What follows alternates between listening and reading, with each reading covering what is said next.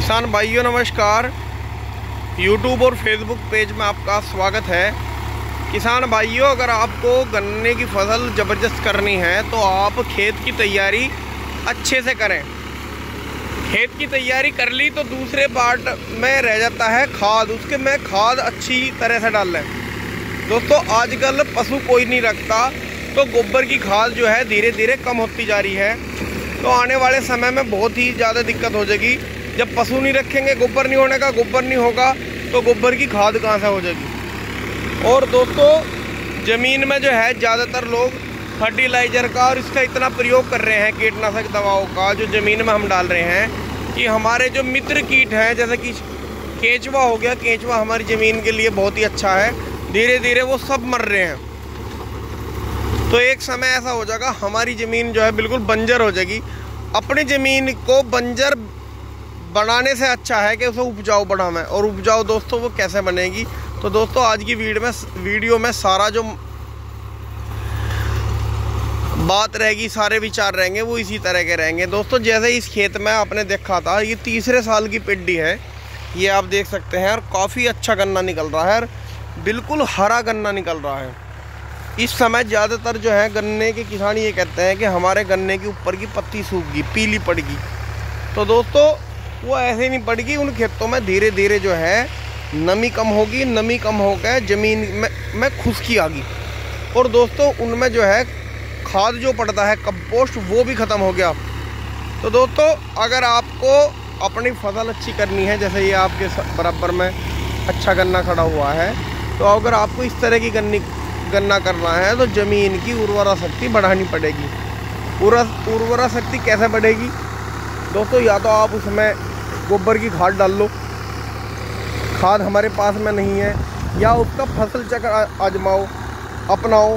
तो दोस्तों फसल चक्र भी कोई भाई नहीं अपना रहा। आज मान के चलो खेत जुता खाली हुआ, उसमें रातों रात कच्चा पक्का मुद्दा फूंक देते हैं। फिर उसके बाद में जो है क्या करते हैं, अगले दिन ही उसमें गेहूं की फसल बो देते हैं, या गन्ने के बाद में गन्ने की फसल बो देते हैं। हमारे यहाँ पे कुछ किसान ऐसे हैं जो कम से कम 20-20 साल से गन्ने के बाद में गन्ना ही बो रहे हैं। उन्होंने उन खेतों में कोई दूसरी फसल नहीं लगाई। तो दोस्तों, अगर खेत में फसल के अपशिष्ट जितने भी उसके पत्ते होंगे, उसका फली होगी या उसकी जड़ होगी, वो नहीं ज़मीन में रोस्ट होने के, मतलब मिलने के बिल्कुल भी, तो ज़मीन की उर्वरा शक्ति कहाँ से बढ़ जाएगी। तो दोस्तों, अब मैं आपको एक तरीका बता रहा हूँ, क्योंकि हमारे यहाँ पे जो ज़्यादातर बेल्ट है वो गन्ना बेल्ट है। तो गन्ना बेल्ट वाले थोड़ा सा एक काम करें दोस्तों। वो जैसे ही आप अपने गन्ने की पत्ती फैलाते हैं, जैसे बोर्ड की बुहेर रखते हैं, तो बुहेर के बाद में उसकी पत्ती गिरती है, खेत में आती है, तो आप उसे जलावे ना, उसकी पत्ती को फैला दें। फिर पेड्डी होगी, पेड्डी की पत्ती को भी जलावे ना, उसे भी हल्की हल्की खेत में फैला दें। कोशिश तो भाइयों ये करें कि तीसरे साल तक की भी पेड्डी आप अपने खेतों में रखें। अगर आप तीसरी बार की पेड्डी भी लेंगे, अगर वो 10 कुंटल, पहली बात तो एवरेज कम नहीं निकलता बोर्ड या पेड्डी से, अगर वो आपके मान के चलो 10 कुंटल बीघे की भी वो दूसरी खेत से कम निकल रही है बोर्ड से, तो ये मान के चलो वो आपको, अगर वो 80 निकल रही है तो वो पेड्डी का एवरेज 90 का पड़ेगा। वो क्यों पड़ेगा? क्योंकि दोस्तों उसमें कुछ खर्चा तो आपने किया ही नहीं।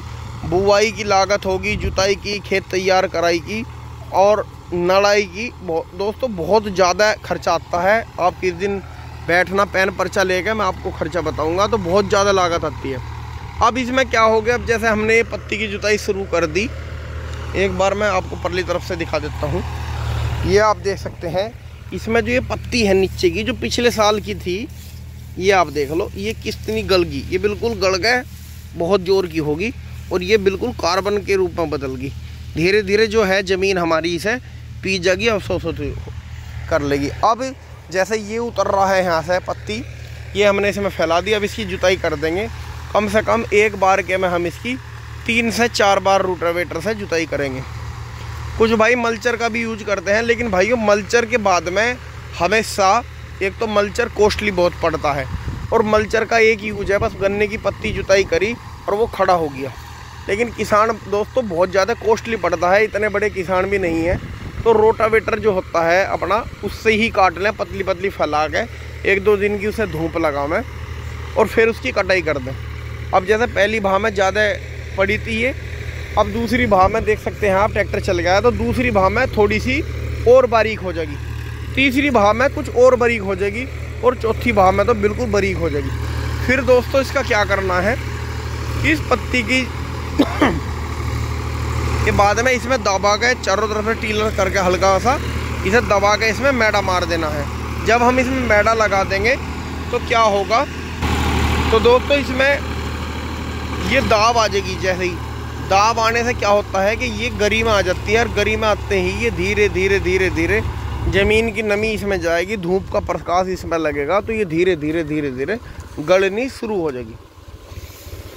और फिर हम इसमें जैसे 2-4 दिन के बाद में ये परले वाला खेत जब पूरा छुल जाएगा, तो इसी में भी इस पार्ट में करेंगे। फिर में कम से कम ये 6 बार के में या 5 या 6 बार के में आप देखेंगे कि आपका खेत बिल्कुल बड़ी अच्छी तरीके से तैयार हो गया। फिर इसमें क्या होगा, अब ज़्यादा रोटावेटर में हल्की सी पत्ती भी आ जाती है। दोस्तों पत्ती इसलिए आ गई कि हमारे जो है दोहरे की तरफ से थोड़ा थोड़ा इसमें पानी आ गया था, पहले ही परले वाली खेत भरा था। अगर खेत में गिल्ला ना हो तो इसमें पत्ती नहीं आती बिल्कुल भी। वैसे काम चल रहा है, अगर चलावें लेकिन सफाई भी करते रहें बीच बीच में, तो और अच्छी आपको गहराई भी मिलेगी। रोटावेटर से काम करने का सबसे अच्छा यही मज़ा है कि वो आपको साथ के साथ खेत में भान भी करेगा, गहराई भी देता रहेगा। तो इसी तरह से आप एक तो प्रदूषण फैलाने से बच जाएंगे, और दूसरा आपको बाहर से कोई खाद नहीं लाना पड़ेगा। अगर आपको खाद भी मिल रहा है, गोबर का खाद कूड़ी का या डेयरी पे से कहीं मिल जा, तो वो खाद भी आप इसमें थोड़ा थोड़ा उतार सकते हैं, उसे भी जुताई कर दें। तो धीरे धीरे आप क्या देखेंगे कि आपके खेतों में 1 साल मेहनत करेंगे, दूसरी साल मेहनत करेंगे, तो धीरे धीरे आपके खेतों की उर्वरा शक्ति बढ़नी शुरू हो जाएगी। जब उर्वरा शक्ति आपकी बढ़ेगी तो आप दोस्तों उल्टा गन्ना डाल लोगे और वो सीधा होना शुरू हो जाएगा। बड़े बुजुर्ग कहना है कि देवी दाना आ रही, या मतलब उल्टा डाल रहे हो तो सीधा हो जा, तो वो उल्टा सीधा ऐसे ही नहीं होता। वो कलाकारी करते हैं लोग, अपने खेतों में काम करने का उनका तरीका अलग आता है। तो दोस्तों आप जो आपके खेतों के आसपास में या आपके क्षेत्र के अच्छे किसान हैं, उन्हें आप थोड़ा सा फॉलो करा करो, देखा करो कि इनकी दिनचर्या क्या है, ये इस तरीके से क्या काम करते हैं कि जो इनकी फसल इतनी अच्छी हो रही। और ये आप एक चीज़ और देख सकते हैं, हमारे जो ये बुगले हैं, ये दोस्तों कुछ भाई कहते हैं कि मतलब ये वैसे ही है, नुकसान कर रही है, कुछ कर रही है, ऐसा कुछ नहीं। जितने भी इसमें कीट पतंगे सुंडी वगैरह होगी, ये उन्हें सबको चुग लेंगे, इनका भी पेट भरेगा।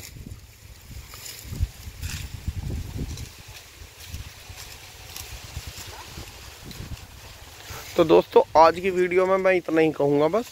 वीडियो अच्छी लगी हो तो लाइक शेयर करें, और आप भी थोड़ा थोड़ा इस तरीके से काम करें, फिर आप देखना कि धीरे धीरे आपकी खेती भी बहुत ही अच्छी हो जाएगी। रासायनिक फर्टिलाइज़र ये डालने से थोड़ा सा बचें। नमस्कार।